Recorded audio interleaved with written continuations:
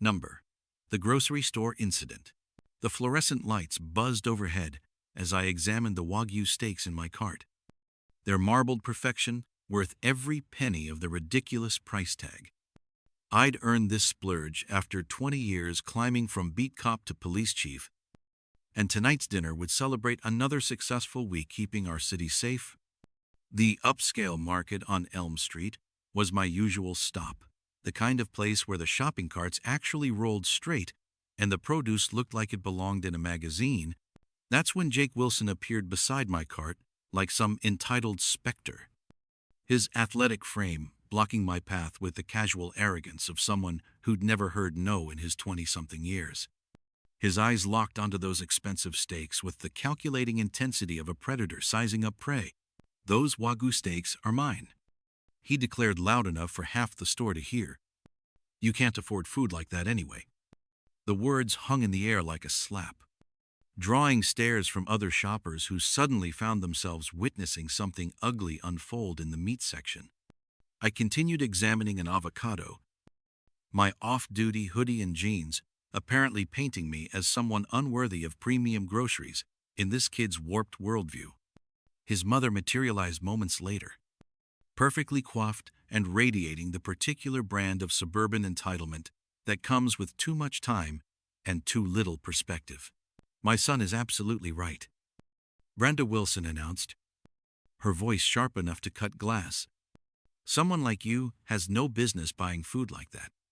Within minutes, she was dialing 911, describing me as a threatening individual to the dispatcher while I stood there calmly, knowing that the responding officers were about to get the surprise of their careers.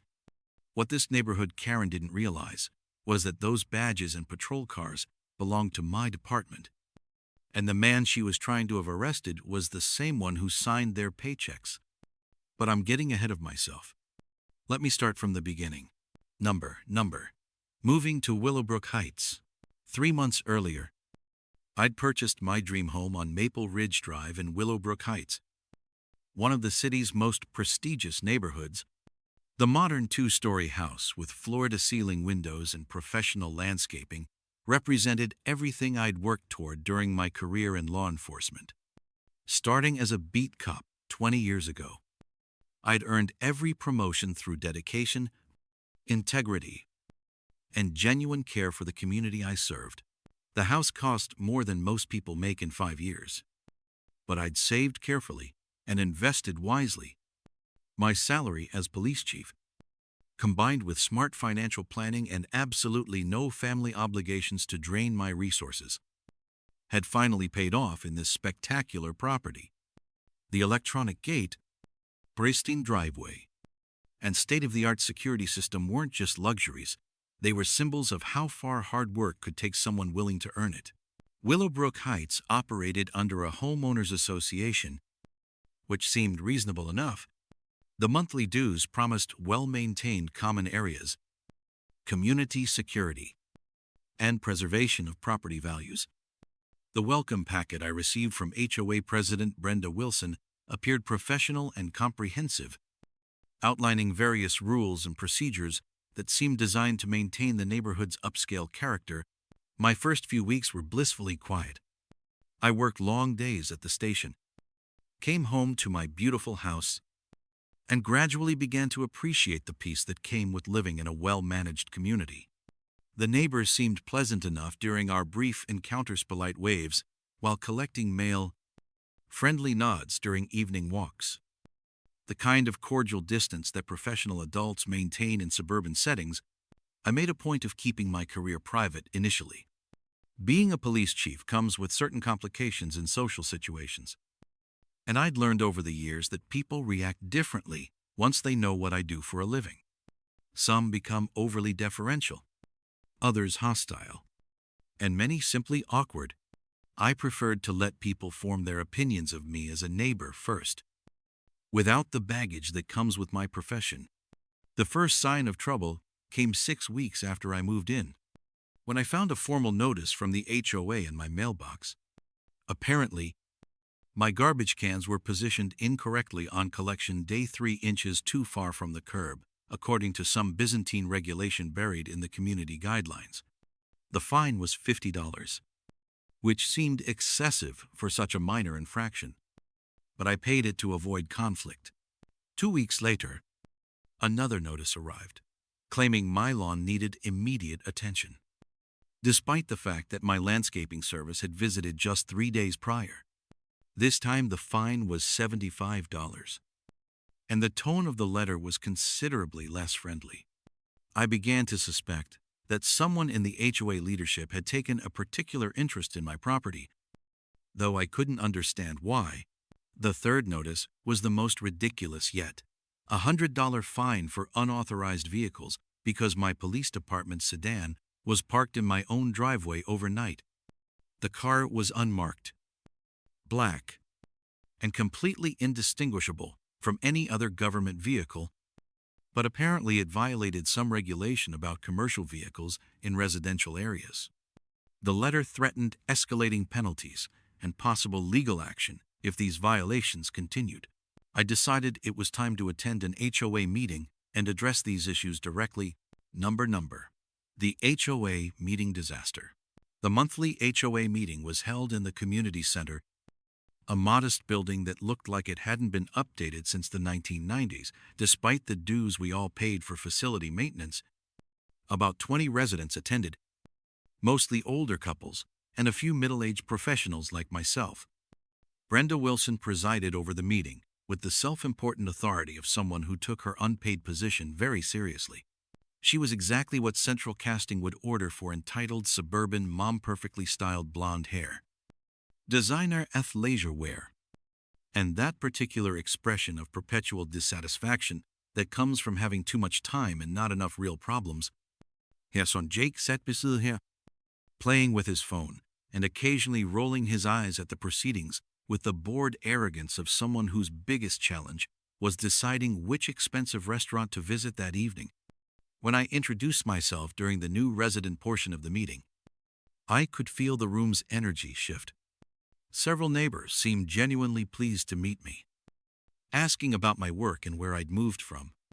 But Brenda's reaction was decidedly cooler, her smile tight and professional, in a way that didn't reach her eyes. During the open forum, I politely questioned the 3 fines I'd received, presenting photographs that clearly showed my property was in perfect compliance with all stated regulations. My garbage cans were properly positioned, my lawn was immaculate, and my vehicle was legally parked on my own property. I wasn't confrontational or demanding, just professionally pointing out what appeared to be errors in the citation process. Brenda's response was swift and dismissive. The HOA board has carefully reviewed all violations and determined they were properly issued according to our community standards. If you're having difficulty understanding the regulations, perhaps this neighborhood isn't the right fit for your lifestyle. The comment was clearly designed to put me in my place, and I noticed several other residents looking uncomfortable with her tone. An elderly gentleman named Mr. Chen spoke up, mentioning that he'd never seen any violations on my property during his daily walks. A woman named Elena Martinez nodded in agreement, saying my house was one of the best maintained on the street. But Brenda wasn't interested in contrary opinions. She cut off the discussion and moved to the next agenda item, leaving my concerns unaddressed and my questions unanswered. Jake looked up from his phone long enough to smirk at me, clearly enjoying his mother's dismissive performance. Walking back to my car that night, I realized I was dealing with something more complicated than bureaucratic incompetence. This felt personal. Though I couldn't understand why someone would target a neighbor they'd never met, I decided to pay closer attention to HOA communications and perhaps connect with some of the residents who'd seemed sympathetic during the meeting. Over the next 2 weeks, the harassment escalated significantly. I received daily notices about various imaginary violations. My house numbers were allegedly the wrong font. My mailbox was supposedly positioned incorrectly. Even my doormat was cited for being an inappropriate color for the neighborhood's aesthetic standards. Each notice came with increasing fines and increasingly threatening language about legal consequences. The breaking point came when I discovered someone had been on my property without permission, taking photographs of various features around my house. I have an extensive security system, and the footage clearly showed Jake Wilson climbing over my fence to document alleged violations that existed only in his mother's imagination. He'd even moved my garden hose and patio furniture to create the appearance of regulatory non-compliance. That's when I realized I wasn't dealing with an overzealous HOA president. I was dealing with systematic harassment that bordered on criminal behavior.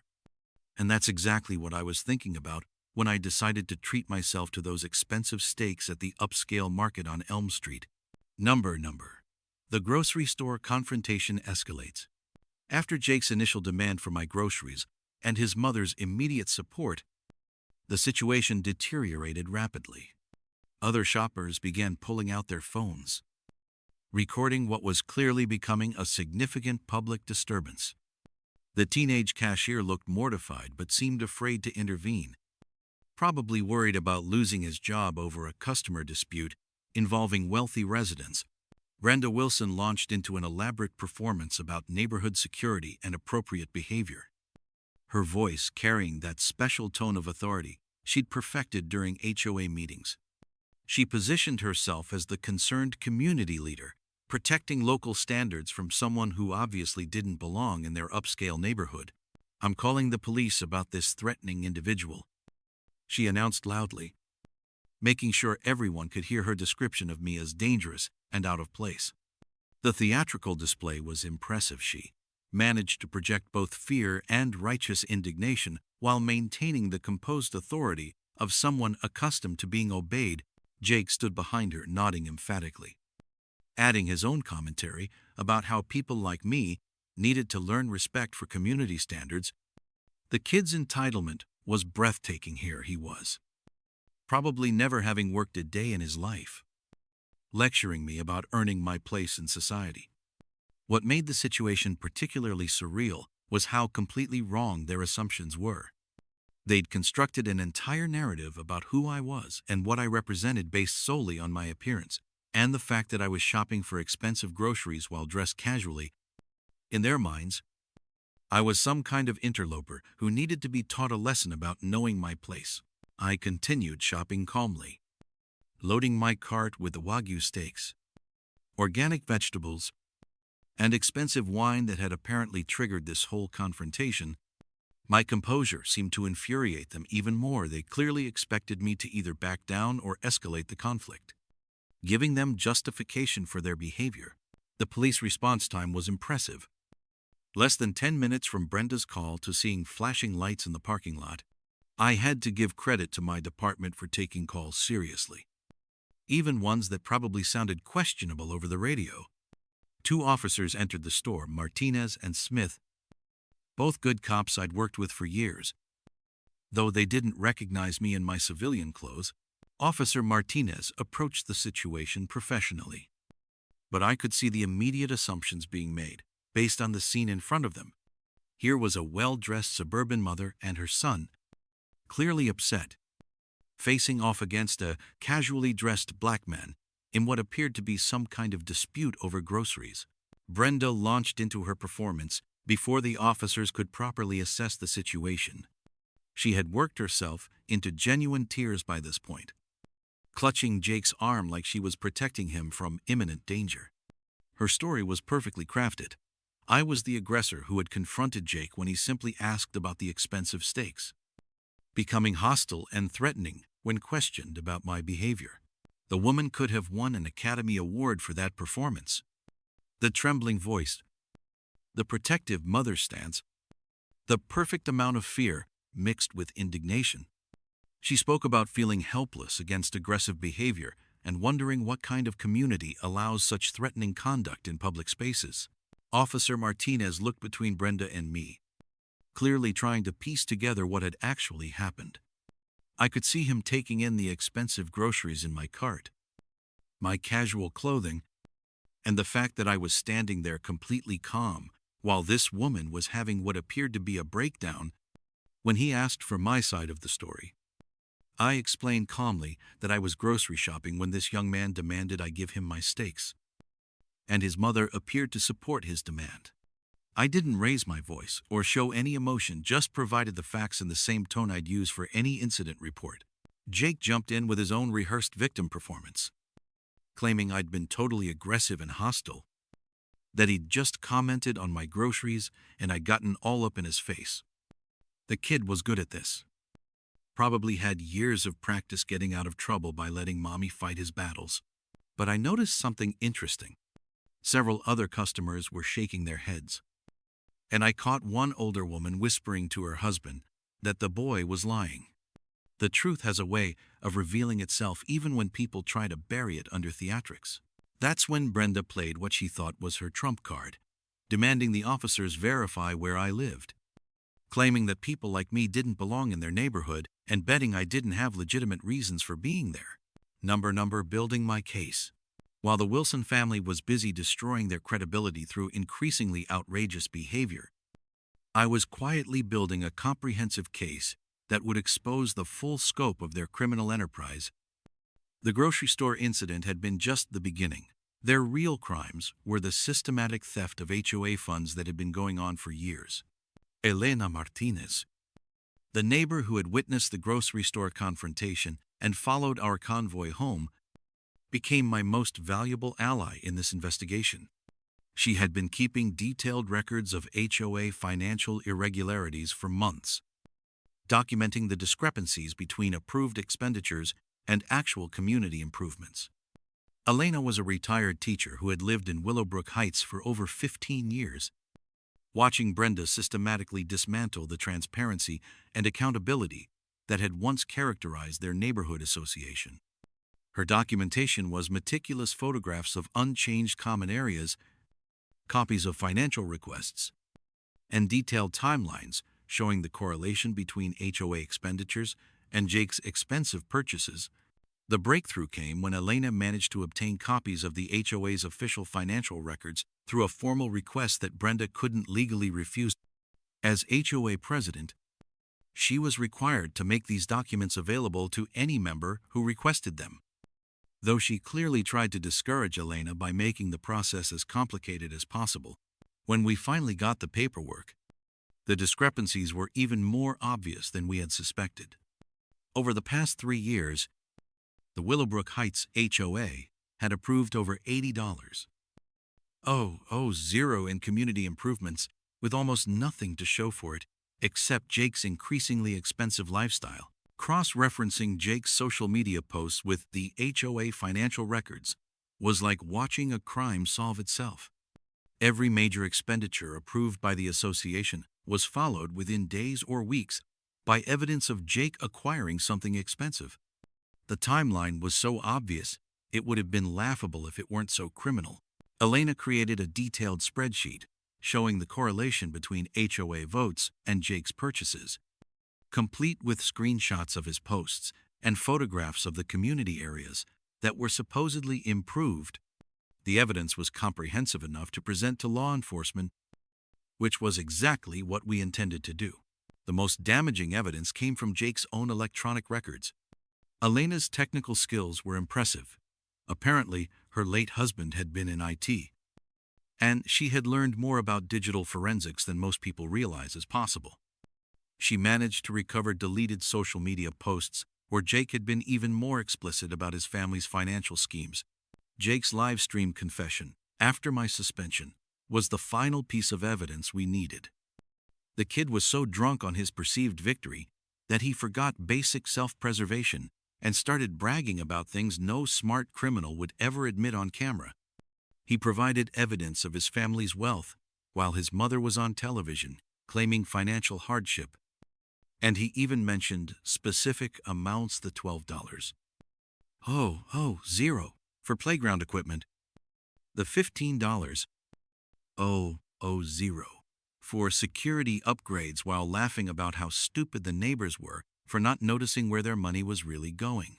I also conducted my own investigation into the Wilson family's finances, using my law enforcement background to research public records and trace the flow of money from HOA accounts to personal expenditures. What I found was a pattern of fraud that went back much further than any of us had initially realized. By the time we had assembled all our evidence, we had built a case that would have impressed any prosecutor. Elena had organized everything into a presentation that clearly showed the pattern of fraud, the specific amounts involved, and the timeline of criminal activity. We had financial records, photographic evidence, witness statements, and even Jake's own admissions recorded during his live stream meltdown. The total amount of money stolen from the community was approaching $100 over 3 years, which elevated this from a simple civil matter to serious criminal fraud that could result in federal charges. The reckoning. The media reversal was swift and devastating for Brenda Wilson's carefully constructed victim narrative.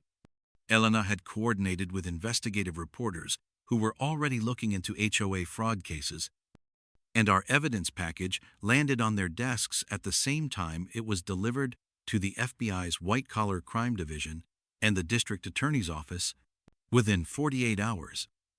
The same news outlets that had been broadcasting Brenda's tearful accusations against me were leading with headlines about systematic financial fraud and the downfall of a suburban criminal enterprise. Channel 7, the station that had given Brenda her platform to destroy my reputation, ran a special investigative report titled "The HOA Scam: How One Family Stole from Their Neighbors." The report included Jake's live stream confession, Elena's financial documentation, and interviews with multiple residents who had been victimized by the Wilson family schemes. The contrast between Brenda's earlier performance as a vulnerable single mother and the evidence of her systematic theft was so stark that it made her previous interview look like a masterclass in manipulation and deception. The FBI moved quickly once they had Elena's evidence package. Financial fraud cases involving community organizations fall under federal jurisdiction when they cross certain monetary thresholds, and the Wilson family schemes had definitely qualified for serious federal attention. Within a week of receiving our documentation, federal agents were executing search warrants on the Wilson residence, Brenda's personal bank accounts, and Jake's various financial records. The searches yielded even more evidence than we had been able to gather as private citizens, including records of other fraudulent transactions and evidence of tax evasion related to the stolen funds. Jake Wilson was arrested first, primarily because his live stream confession had made him an easy target for criminal charges. The kid who had started this whole mess by demanding my groceries was now facing federal fraud charges, conspiracy counts, and potential prison time that could keep him locked up well into his 30s. Brenda's arrest was more dramatic in public, partly because she had made herself such a visible figure during her media campaign against me. Federal agents arrived at her house during the morning rush hour, when neighbors would be leaving for work and school, ensuring maximum visibility for her perp walk. The woman who had portrayed herself as a victim of police harassment was led away in handcuffs while news cameras captured every moment for the evening broadcasts. Her perfectly maintained facade finally cracked completely as she realized that her entire world was collapsing around her. My reinstatement as police chief was immediate and came with public apologies from every official who had been involved in my suspension. Mayor Davidson held a press conference to announce that the investigation had been closed and that I would be returning to duty with the city's full confidence and support. The protesters who had demanded my resignation were conspicuously absent from the press conference. The same activists who had been calling for my head based on Brenda's lies mysteriously disappeared when the truth came out, apparently unwilling to admit they had been manipulated by a master con artist. Justice served. The legal consequences for the Wilson family were severe and appropriate. Brenda ultimately pleaded guilty to multiple counts of fraud and conspiracy, and was sentenced to 4 years in federal prison, plus restitution of the full amount stolen from the community.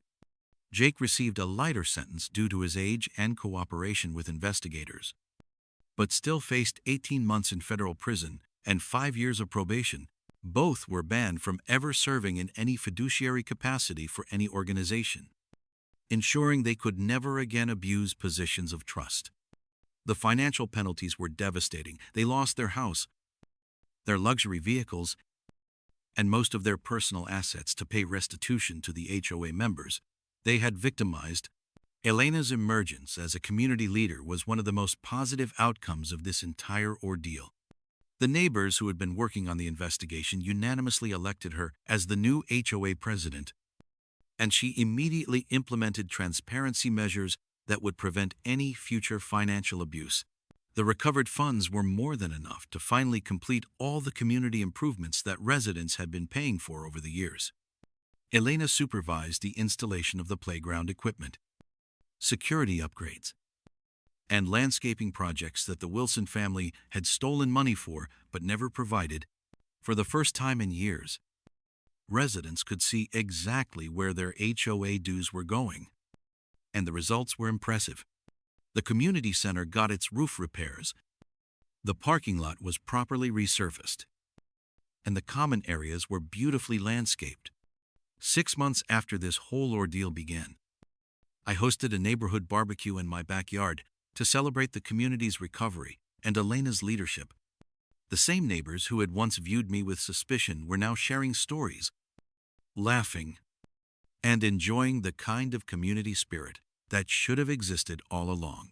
As we were cleaning up that evening, a police transport van drove slowly past my house, carrying inmates from the federal courthouse back to the detention center. Through the reinforced windows, I could see Brenda Wilson looking out at the neighborhood she had once controlled through fear and manipulation.